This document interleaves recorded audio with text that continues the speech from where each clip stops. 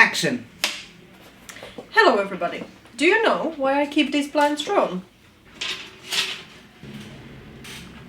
You see that iceberg over there?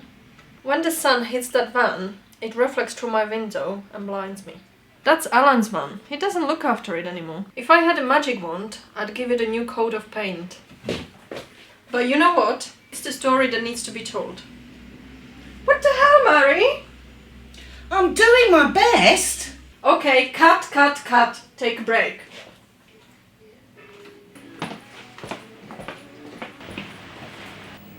Alan! Well, hello, Miss Monica. LOL. Two things. One, you need to make video on your van. Why?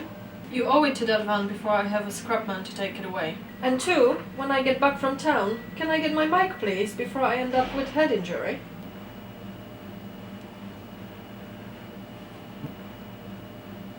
Righto.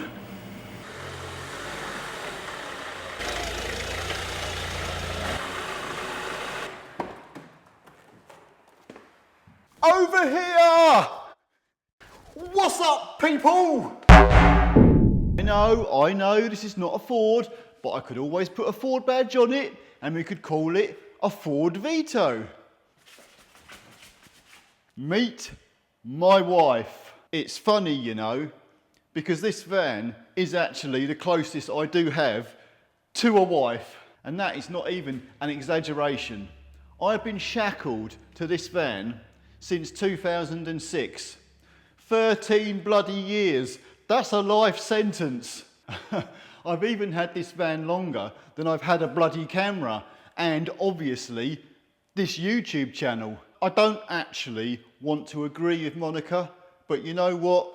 I think she's right. After all these years, this van does deserve a little piece of recognition. When I think back to the year 2006, when I purchased this van, I was driving a Ford Scorpio at the time. Do you remember the Scorpio, the one that followed on from the Granada with the bug-eye headlights? Well, that was my car. I absolutely loved that Scorpio. But the trouble is, it was going downhill and it needed to be replaced because I was just spending too much money on it. Plus the automatic gearbox was a piece of shit and it kept going wrong. And I'd already replaced it once at great expense and I wasn't going to replace it again. Plus the rust had got to it. So I was in need of a new vehicle without any clear picture of what I wanted. So I browsed through the Auto Trader, as you do, and I came across, voila, the Mercedes Benz Vito 109 CDI. I didn't even need a van, I didn't want a van, but when I saw this van here, my God, I fell in love. That may sound fucking sad, but I did. There was just something about this sweet, sexy face, these smooth, sweeping headlights, the great big Mercedes badge in the front grille, the sexy, sleek lines, the smooth rear tail lamps, and that totally modern-looking dashboard. All these things just hit the spot for me. You know, if this van was a real woman, and I felt the need to chat her up, I would walk up to her and tell her she was nothing short of heaven on legs. However, the reality is, what we're really looking at is rust on wheels. In case you didn't know, the first generation Mercedes-Benz Vitos were introduced in 1996. This, however, is the heavily revised version, which they brought out in around about 2003, where they changed just about everything, including making it rear-wheel drive. These Vito vans won International Van of the Year award in 2005. That tells me there was something special about it. Okay, fast forward 13 years till now, the present day. Sure, I haven't looked after this van in a number of years. I don't even wash it anymore. I don't even hoover it out. I just get an airline and blow it out. But you see, here's the thing. Something happened with this van that I found most annoying and I just lost heart in it. When I first purchased this van, and I believe this is Arctic white, It was gleaming, absolutely beautiful. But in a space of 3 years, the rust had started to come through. Now the rust wasn't coming through just here and there. It was coming through all over the bloody shop, and I couldn't hold it back. I was patching up the wheel arches, I was patching up spots on the doors, I was patching up spots bloody here, there and everywhere, and it had literally got to the point that I had to sand down nearly the whole van and spray it in white primer. I thought that was pretty bad on the part of Mercedes-Benz. You know, when I think of Mercedes-Benz, you think of prestige vehicles. You don't expect vehicles like this to rust so quickly. But they obviously bloody well do, because I've seen a lot of these Vito vans going around absolutely covered in rust. Just like my one. I don't even feel it's worth getting the rust treated properly and getting it resprayed.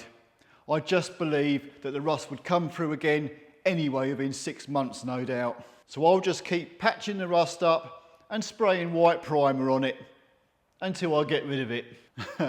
You know, the rust situation on this van reminds me of that 1992 film with Meryl Streep and Goldie Hawn, Death Becomes Her.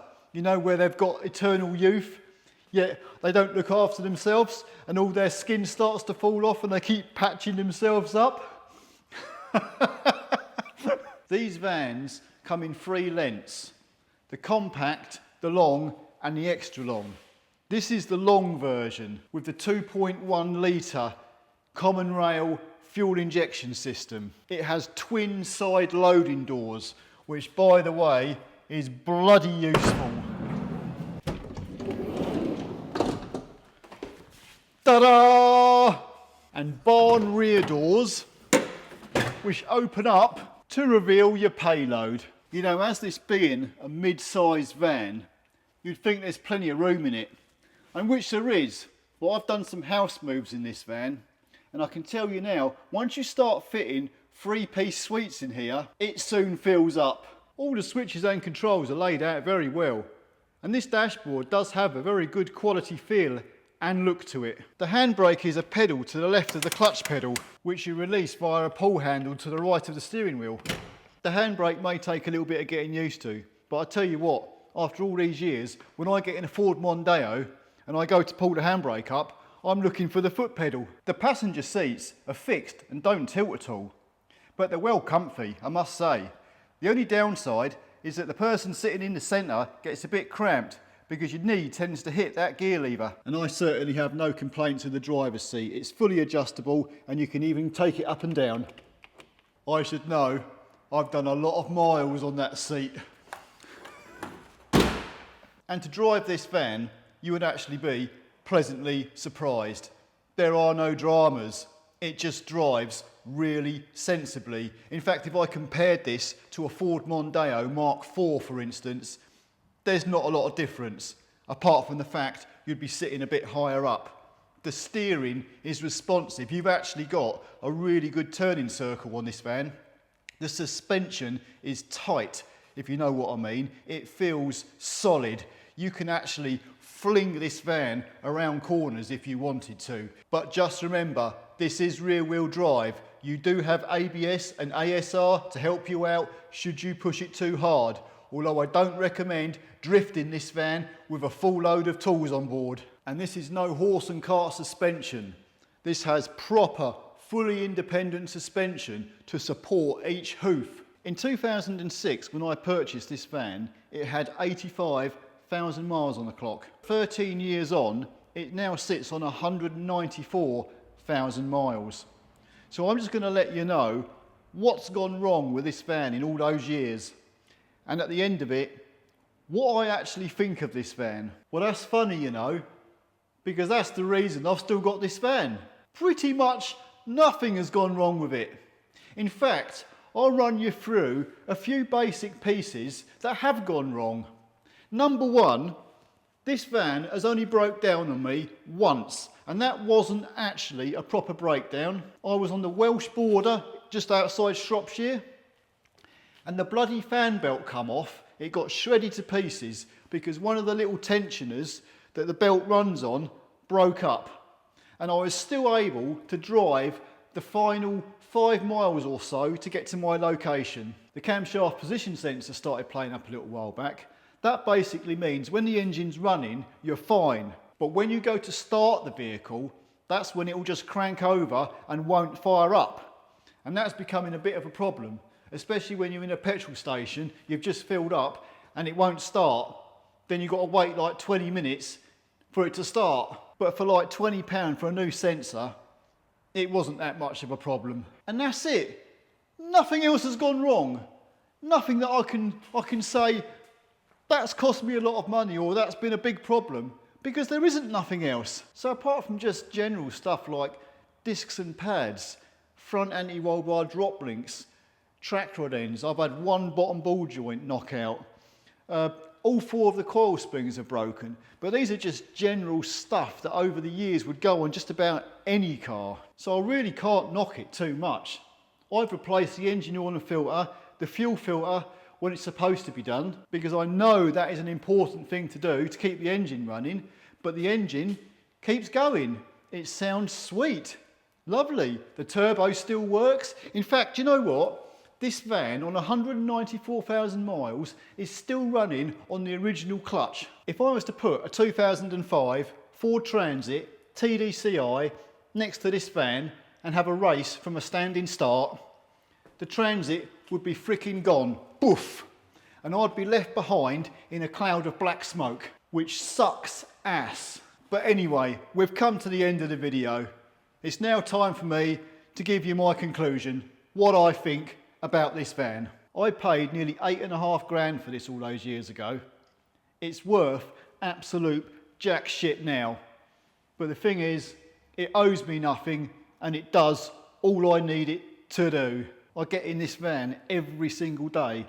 It starts up, it gets me where I want to go and just doesn't give me no shit. So despite the rust, as far as reliability goes, it's the best money I've ever spent on a personal vehicle. And speaking of reliability, there's another reason I don't get rid of this van. It doesn't have a DPF fitted. Happy days. Anyway, I'm going to open the door and park it back down the bottom of the yard.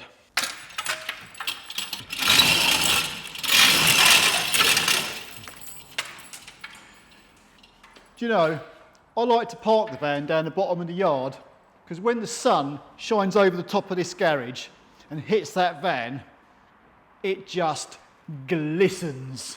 See ya. Hello, everybody. Oh. Down a bit. Down a bit more. Now.